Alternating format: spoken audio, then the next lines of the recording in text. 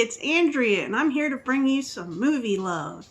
Today I'm going to be reviewing John Wick 3 Parabellum, 2019. We just saw this movie last night, and it's a lot of fun. You know, it's a fun movie. It's not one of those...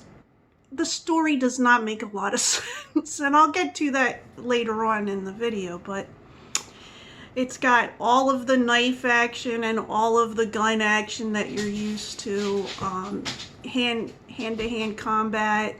There's even some strange weapon, things that aren't usually used as weapons brought in. One in particular that I really enjoyed. Also, there are these, one of the characters has trained attack dogs, and the stunts that the attack dogs do in this movie are incredible. So all in all, it starts out, John Wick is on the run because he had killed somebody in the Continental Hotel, and that's against the rules, so they put out a contract on him. And that's how the story begins. So yes, non-stop action, non-stop fun, and unlike the superhero movies that have been coming out lately, you can actually see the action. So that's a plus. There's a little bit of a warning, I like to give a warning about flashing lights because they affect me. There are some flashing lights towards the end of the movie that but they don't last the entire time, so you can look away during that. I would definitely see this movie again. It was a lot of fun, and it just makes me want to rewatch the other movies. So I'm gonna go on to the spoiler section of the video. Spoiler alert! Stop the video now if you haven't seen the movie. You've been warned. Spoiler alert! Okay. Yeah. I love the scene where he's beating the guy up with the book. That was amazing. I just want to go through it and look at each, because he does different moves that you wouldn't think of normally. I found that fascinating. Plus, I love books, and then every time we go into this theater near us, it says no weapons allowed, so I always think of what am I carrying in with me that's a weapon? Well, now I know that books are weapons, so yeah, watch out.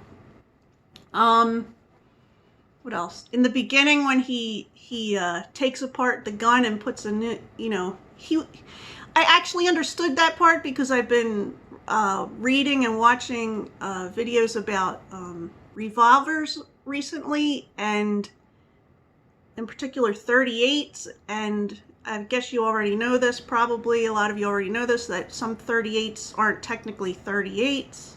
The bullets, some of them are longer than others, so apparently he wanted to use the longer bullets in that gun, so he switched out the barrel, and I don't know if he switched out some other pieces as well.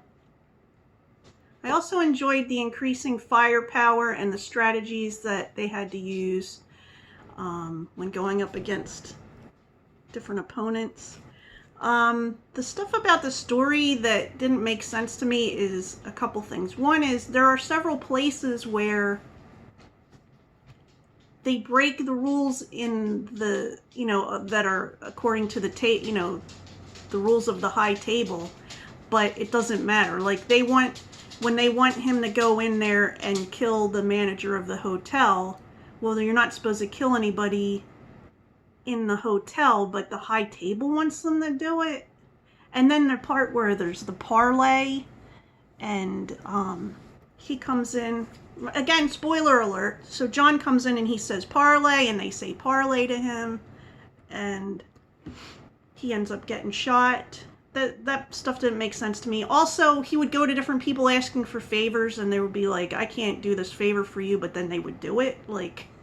But again, this movie is not about the story. It's, it's about the action and the fun and the silliness. This isn't a real world. This is the world of John Wick, and we just get to be entertained by it. So I'd love to know your thoughts in the comments below if you've seen the movie. If you're responding to anything after where I said spoiler alert, please put spoilers in the beginning of your comment. Well, that's all I got for today. I'm going to go see another movie tonight. I'm going to see The Dead Don't Die. I can't wait to see it. It's a zombie movie, of course, and I'm really looking forward to it. See you next time when we get some more movie love. Bye.